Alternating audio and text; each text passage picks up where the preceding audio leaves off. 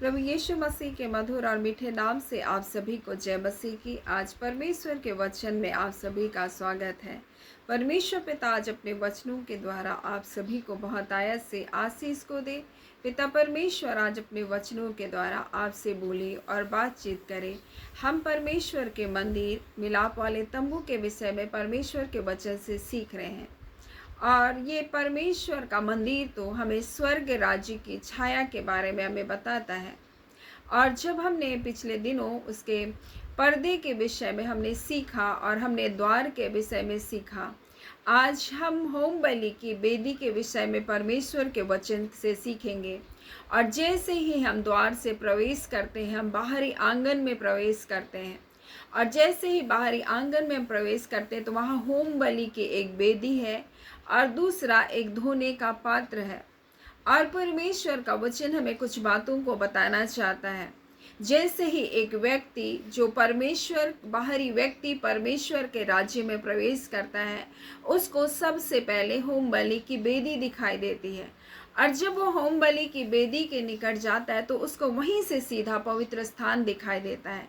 उस आंगन से उसको पवित्र स्थान का द्वार दिखाई देने लगता है। मेरे प्रियो, परमेश्वर का वचन हमसे बताना चाहता है, जैसे ही एक व्यक्ति यीशु मसीह के क्रूस के पास आता है, उसके उस बलिदान के ऊपर विश्वास करता है, उसे अपना उद्धार करता है, स्वीकार करता है, तब वहाँ पर से उसको पवित्र स्थान का दरवाज़ा दिखने लग जाता है। मेरे प्रियो, यीशु मसीह हमारा बलिदान बनकर आया। वो हमारा होम बलि हमारे पापों की क्षमा बनकर आया। और जब होम बलि के बारे में आप जब जानेंगे तो इस प्रकार से हमें मिलता है, जो हमको मिलता है ले व्यवस्था उसका पहला अध्याय उसका 4 में, और लिखा है, वह अपना हाथ होम बलि पशु के सिर पर रखे और वह उसके लिए प्रायश्चित करने के लिए ग्रहण किया जाएगा। यानी कि जैसे ही बलिदान किया जाता तो होम बलि के लिए वो पशु के सिर पर अपने हाथ को रखता था और वो उसके बदले, उस मनुष्य के पाप के बदले, उसके गुनाह के बदले, उसके प्रायश्चित के बदले वो पशु को क्या किया जाता था? बलिदान किया जाता था। उसी प्रकार से जैसे हम यीशु मसीह के ऊपर विश्वास करते हैं, वो हमारे सारे पाप को, हमारे सारे श्राप को, हमारे जीवन की सारी अशुद्धियों को ले लेता है और वो हमारे लिए बलिदान कर दिया गया। मेरे प्रियो, जैसे हम विश्वास के द्वारा यीशु मसीह को हम स्वीकार करते हैं, हम उस होम बलि की वेदी के पास हम पहुंचते हैं और हम यहाँ से पवित्र स्थान को देख तो सकते हैं, लेकिन पवित्र स्थान में हम प्रवेश नहीं कर सकते हैं। मेरे प्रियो, जब भी कोई अन्य जाति यीशु मसीह को अपना उद्धार करता स्वीकार करता है तो इसका अर्थ ये नहीं कि वो पवित्र स्थान में प्रवेश किया। पवित्र स्थान किसके लिए था? पवित्र स्थान चुने हुए लोगों के लिए, याजकों के लिए था, जो परमेश्वर की सेवा टहल करते थे। लेकिन हमें पवित्र स्थान का दरवाजा तो दिखाई दे रहा है, वहाँ का द्वार तो दिखाई दे रहा है होम बलि के पास, लेकिन उसमें अब तक प्रवेश नहीं किया। उसमें प्रवेश करने से पहले उसको एक काम और करना होगा। वो जो वहाँ पर लिखा हुआ है कि वहाँ पर इस प्रकार से लिखा हुआ है कि धोने का पात्र वहाँ रखा हुआ है, और जब तक वो धोने के पात्र के पास नहीं जाएगा तब तक वो आगे पवित्र स्थान में प्रवेश नहीं कर सकता। मेरे प्रियो, इसका क्या अर्थ है? इसका अर्थ यह है कि जो भी व्यक्ति यीशु मसीह को अपना उद्धार करता करके स्वीकार करता है, उसके बाद उसको वो धोने के पात्र यानी बपतिस्मे में होकर प्रवेश करना है। क्योंकि परमेश्वर का वचन यूहन्ना उसका 3 अध्याय में इस प्रकार से लिखा है, यदि कोई जल और आत्मा से ना जन्म लेगा, यीशु ने कहा, मैं तुमसे सच सच कहता हूँ, जब तक कोई जल और आत्मा से ना जन्मे तो परमेश्वर के राज्य में प्रवेश नहीं कर सकता। वो अब तक आंगन में है। उसने यीशु मसीह को अपना उद्धार करता करके स्वीकार तो किया। वो यीशु मसीह ने उनके पाप, उनके श्राप को ले तो लिया, वो चंगाई भी प्राप्त कर लिया, वो छुटकारा भी प्राप्त कर लिया, लेकिन अब तक वो स्वर्ग के राज्य में वो प्रवेश नहीं किया। वहां से उसको पवित्र स्थान का द्वार तो दिखाई तो दे रहा है, लेकिन अब तक वो प्रवेश नहीं किया है। और इसलिए उसको उस धोने के पात्र के पास जाना होगा।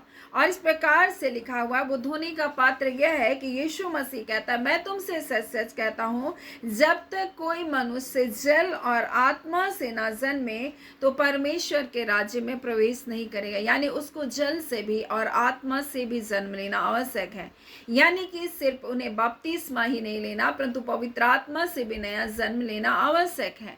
और यही बात परमेश्वर का वचन हमें इस मिलाप वाले तंबू के द्वारा हमें बताता है।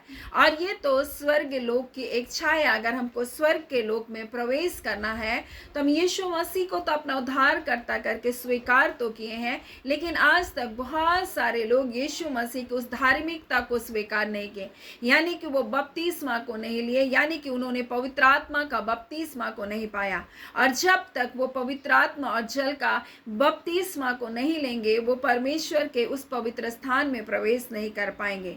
मेरे प्रियो, ये पवित्र स्थान किसके लिए था? ये पवित्र स्थान याजकों के लिए था। लेकिन जब हम पहला पत्रस को पढ़ते हैं और उसके 2:9 को, पर तुम एक चुना हुआ वंश, जिस प्रकार से याजक एक चुना हुआ वंश था, उसी प्रकार से परमेश्वर ने कहा, तुमने मुझे नहीं चुना परंतु मैंने तुम्हें चुना है। परमेश्वर ने हमें चुना है और हमको नियुक्त किया है। परमेश्वर ने जिस प्रकार से हारून के वंश को क्या क्या चुन करके उसकी सेवा टहल करने के लिए नियुक्त किया, उसी प्रकार से परमेश्वर ने इस जगत से हमको चुन लिया कि हम परमेश्वर की सेवा करें। और सिर्फ वचन प्रचार करना सेवा नहीं, आराधना करना परमेश्वर की सेवा नहीं, परंतु हम अपने दिनचर्या के हर कार्य के द्वारा हम परमेश्वर की सेवा कर सकते। कोई धन के द्वारा, कोई पहनाई करने के द्वारा, कोई गरीब दुखियों की सेवा करने के द्वारा, जैसा जिसको परमेश्वर ने चुनाव किया करके दिया, जैसा वरदान दिया, उसके अनुसार से वो परमेश्वर की सेवा कर सकता है। क्योंकि हम देखते हैं परमेश्वर के इस तंबू में सेवा करने वाले लोगों का अलग अलग काम था। उसी प्रकार से परमेश्वर ने हर एक लोगों को चुन करके अलग अलग काम दिया है। और यहाँ इसलिए परमेश्वर का वचन कहता है, पर तुम एक चुना हुआ वंश, राज्य पदधारी, याजकों का समाज और पवित्र लोग और परमेश्वर के निज प्रजा हो, इसलिए जिसने तुम्हें अंधकार में से अपनी अद्भुत ज्योति में बुलाया, उसके गुण प्रकट करो।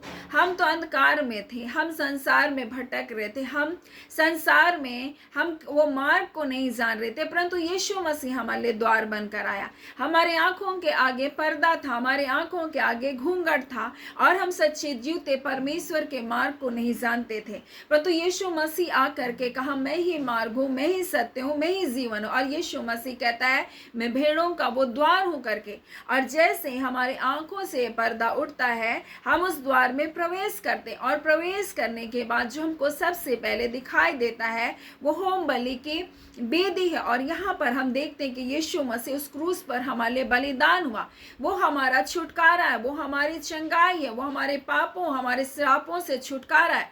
और इस प्रकार से हम उसको स्वीकार करते हैं। और स्वीकार करने के बाद हमें पवित्र स्थान में प्रवेश करने से पहले हमें उसे धोने के पात्र से होकर के गुजरना है, तभी हम पवित्र स्थान में प्रवेश कर सकते हैं। और वो है बपतिस्मा, वो आग का बपतिस्मा, वो पवित्र आत्मा का बपतिस्मा और वो जल का बपतिस्मा के बारे में परमेश्वर का वचन हमें बताता है। और जैसे ही हम इस प्रक्रिया से होकर के गुजरते हैं, तब तो हम पवित्र स्थान में प्रवेश कर सकते हैं।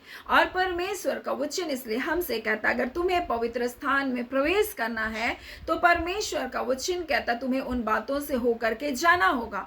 और ये पवित्र स्थान तो जिस प्रकार से हारून और उसके घराने के लिए था, लेवी वंश के लिए था, उसी प्रकार से परमेश्वर हमसे कहता है, पर तुम एक चुना हुआ वंश हो, राज्य पदधारी हो, याजकों का तुम क्या हो, समाज हो, पवित्र लोग और परमेश्वर की निज प्रजा हो। परमेश्वर ने हमें अपना निज प्रजा करके हमको कहा। और परमेश्वर कहता है, तुम तो अंधकार के वश में थे, परंतु तुम्हें मैंने अपनी अद्भुत ज्योति में बुलाया है। अब तुम उसके गुण को क्या करो, प्रकट करो।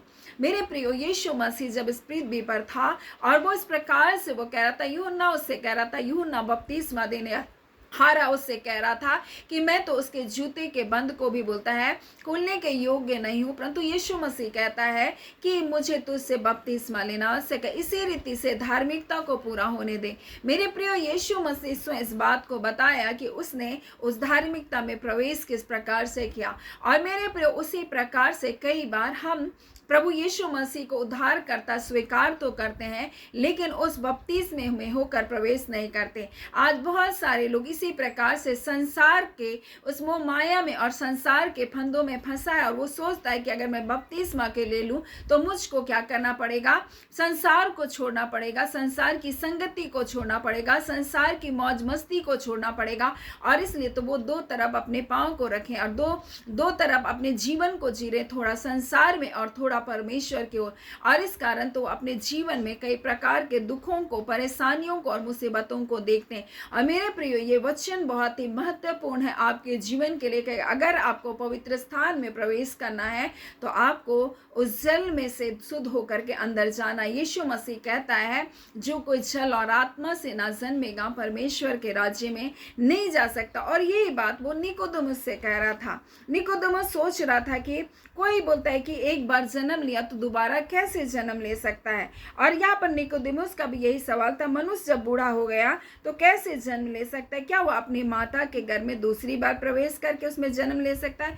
यीशु ने उससे कहा कि उत्तर दिया, मैं तुमसे सच सच कहता हूँ, जब तक कोई मनुष्य जल और आत्मा से ना जन्मे वो परमेश्वर के राज्य में प्रवेश नहीं कर सकता। क्योंकि जो शरीर से जन्मा है वो शरीर है और जो आत्मा से जन्मा है वो आत्मा है। मेरे प्रियो, अचंबा ना कर, उसने कहा मैं तुझसे कहता हूँ तुझे नए सिरे से जन्म लेना आवश्यक है। मेरे प्रियो, जो शरीर से जन्मा वो शरीर की बातों पर मन लगाता है, परंतु जो आत्मा से जन्मा वो आत्मा की बातों के अनुसार अपने मन को लगाता है और आत्मा के अनुसार वो चलता है, ना कि शरीर के अनुसार। और यही बात परमेश्वर अपने वचन में हमें बताता है, अगर तुम वो तो आत्मा के चलाए अगर नहीं चलते तो परमेश्वर के संतान नहीं। अगर हम परमेश्वर के संतान हैं तो हम परमेश्वर के आत्मा के चलाए चलें। और यही बात हमें परमेश्वर आज अपने वचन के द्वारा हम परमेश्वर के मंदिर से हमें सिखा रहा है। वो मिलाप वाले तंबू के बारे में हमें बता रहा है। मिलाप वाला तंबू उस स्वर्ग राज्य की छाया है और हमें इस बात को बता रहा है कि किस प्रकार से हमको यीशु मसीह जो द्वार है उसमें हमको प्रवेश करना है, किस प्रकार से यीशु मसीह जो क्रूस पर हमारे लिए बलिदान किया गया उस बलिदान को हमको स्वीकार करना। और उसके बाद हमको क्या करना है, हमको बपतिस्मा को लेना, हमको जल से और आत्मा से हमको जन्म लेना, और तभी तो हम परमेश्वर के राज्य में हम प्रवेश करेंगे।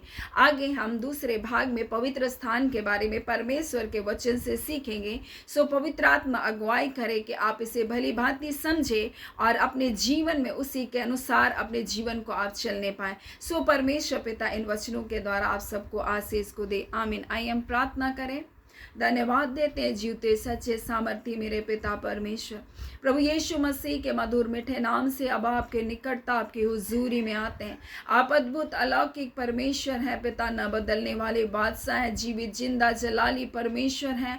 हम आपका धन्यवाद और धन्यवाद करते खुदावन परमेश्वर। मेरे खुदावन परमेश्वर पिता, इन वचनों के द्वारा आप अपने लोगों से बोल रहे हैं, बातचीत कर रहे हैं पिता, आपका धन्यवाद देते हैं।